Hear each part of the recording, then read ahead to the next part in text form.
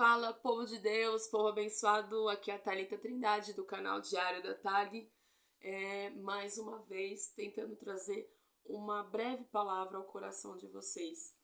Um pouquinho sumida? Sim. Espero que eu melhore e que eu crie uma constância. Confesso para vocês que ao fazer esse canal, não foi algo assim que eu vou fazer para ficar super famosa no YouTube, não.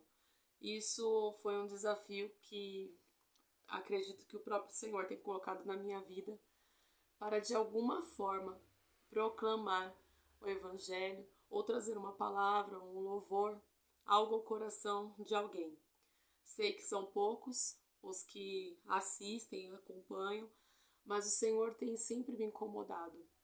E eu falo que quando eu deixo de gravar, parece uma coisa. Ou eu acordo na madrugada pensando, mas aí na hora de pegar o celular para poder gravar, parece que é um peso, um cansaço, ou que o tempo é roubado com outras coisas. Enfim, é uma luta constante. Parece que é algo simples. Talvez tem pessoas que façam isso todos os dias de uma forma super prática. Tem gente que vive fazendo vídeos, né, mostrando como que se enrola um cabelo, como que faz uma maquiagem, vídeos de roupas, estilos, enfim. Mas parece que tudo aquilo que envolve a palavra, né, ela parece que fica mais pesada, a gente fica mais cansado, acontece um monte de coisa. É impressionante. Não sei se isso acontece com vocês ou se por conta do meu processo na minha vida, das negligências que eu tenho que ultrapassar. E eu não digo nem que é preguiça, porque não é. Teve várias vezes aqui em casa que eu ligo o celular, começo, gravo e apago tudo. Eu falo, não, deixa quieto, eu não vou postar não, fico com vergonha. Coisa que quem me conhece sabe que eu não tenho. Tipo, essa menina é muito tímida. Não, é raro eu ter timidez. É muito raro, pra falar a verdade. Eu era uma pessoa tímida, mas eu pedi muito a Deus no começo da minha conversão. Quando eu conheci mesmo a Jesus, eu percebi que eu precisava ter ousadia. E as minhas orações eram frequentes, pedindo ao Senhor unção de ousadia. Eu queria muito ter ousadia na presença de Deus. Não ter vergonha de ir pra frente, de pedir uma oportunidade. Eu não queria ter vergonha de nada, né? E eu creio que o Senhor honrou e ajudou a romper essa timidez. Então, assim, falar assim, eu sou tímida. Não, não sou muito, não. Se for falar, é mentira. Quem me conhece sabe. Vamos lá, gente, para a palavra de hoje. Eu nem sei porque que eu tô falando isso, mas se você tá em casa querendo romper alguma área da sua vida e que você tá com timidez, pede pro Senhor. Fala, Senhor, me dá uma ousadia, porque eu preciso de uma unção, de ousadia, de determinação. Preciso de outras coisas, viu? Agora eu tenho que pedir outro tipo de unção para Deus, que o negócio tá difícil. A da procrastinação, então, principalmente. Tem que pedir, Senhor, rompe isso. Me ajuda a romper, por favor. Né? Mas vamos lá. Eu gostaria de meditar um pouquinho com vocês sobre o livro de Êxodo. Ai, Thalita, de novo em Êxodo. Gente, eu acho que eu tô em Êxodo vai fazer uns 2 anos. E em 2 anos parece que eu não descobri quase nada desse livro ainda. Tanto que às vezes eu estou em alguma igreja e escuto Moisés, aí eu, misericórdia, não aguento mais. Até eu olho para algumas pessoas próximas e começo a rir, porque é impressionante. E o que me chama a atenção um pouco nesse livro, acho que minha voz tá um pouco rouca, mas não importa, dá para entender, eu acredito. O que me chama a atenção no livro de Êxodo, quando a história de Moisés, porque Moisés ele tinha um chamado, e aí entra também no nosso chamado. Todos nós nascemos com um chamado, né? Ninguém cai na terra de paraquedas, nasceu por acaso. Não, nós temos um chamado, um propósito, alguma coisa a gente veio nesse mundo fazer, né? Nós não estamos aqui aleatoriamente, estamos aqui por um propósito e um chamado. E Moisés, ele tinha um chamado.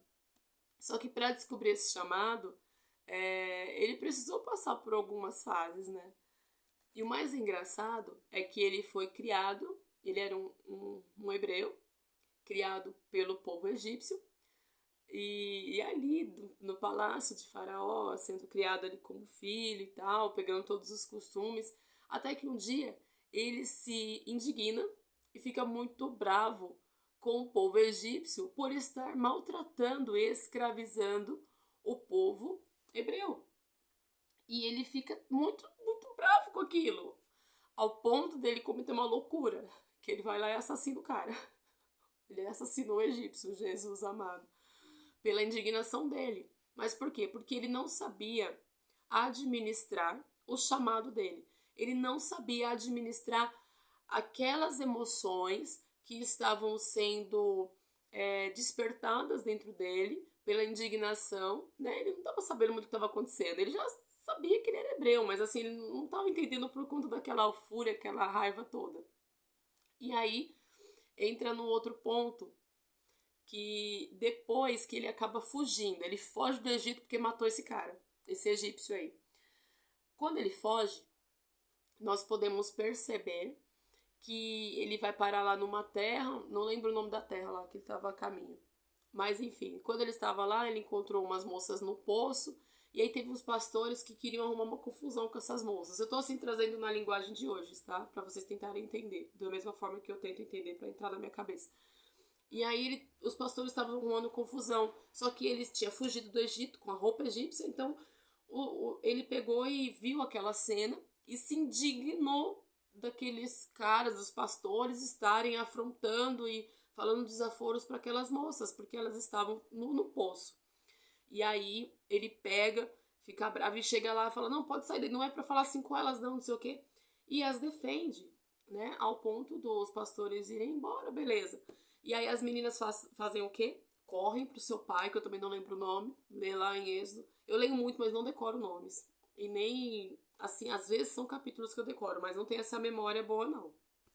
E aí ele vai, as meninas vão correndo, chegam no pai delas e falam, pai, você não sabe o que aconteceu.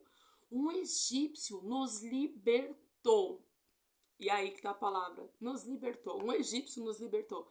E Faraó não, e Moisés veio para ser o quê? Libertador de Israel. Então, por mais que esse homem fugisse, estava dentro dele o chamado. Isso que eu queria dizer para vocês. Às vezes nós nos indignamos com algumas situações e falamos, não, mas isso tá errado, não sei o quê, isso não é justo. E aí a gente, é geralmente aí que tá o nosso chamado, com aquilo que a gente se indigna, com aquilo que a gente repudia, com aquilo que a gente... E aí o Moisés, ele depois teve um encontro com o Senhor, né? O Senhor foi amadurecendo esse chamado nele, mas para você ver que mesmo ele sem ter a clareza e a certeza do que ele foi chamado a fazer, dentro do coração dele já ardia.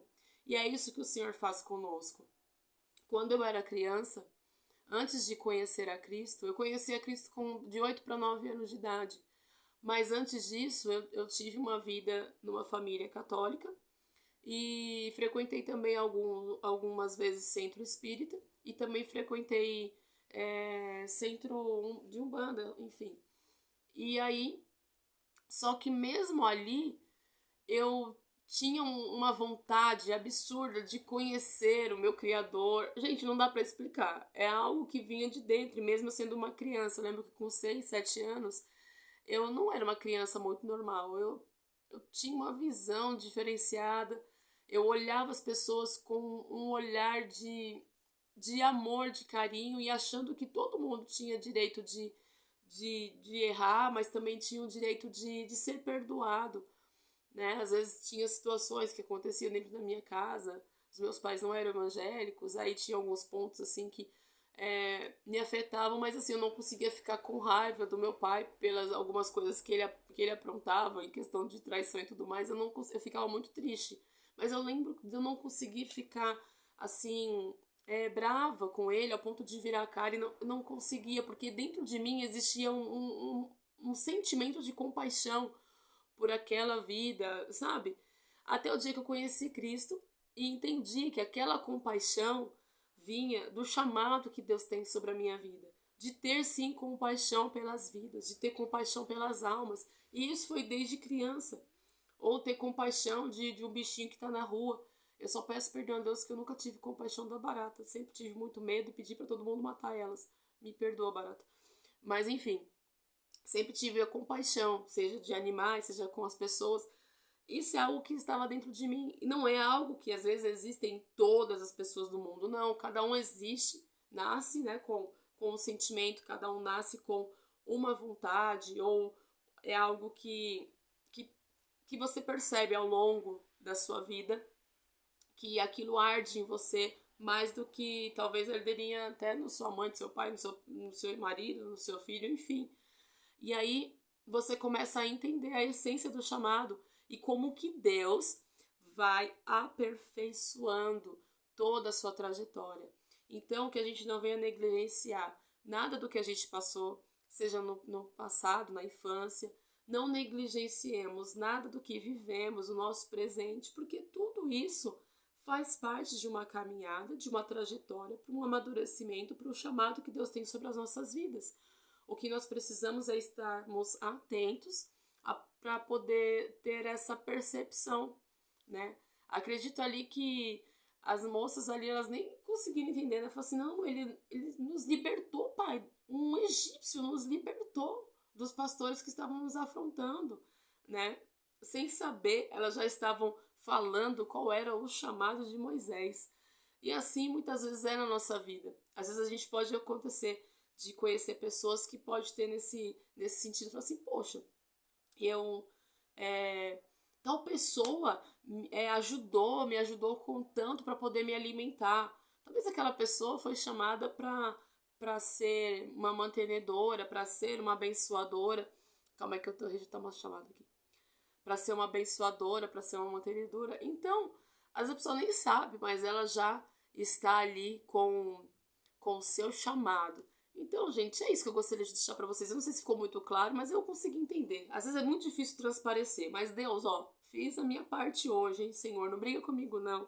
Gente, um beijo, fiquem com Deus e até amanhã, se Deus quiser.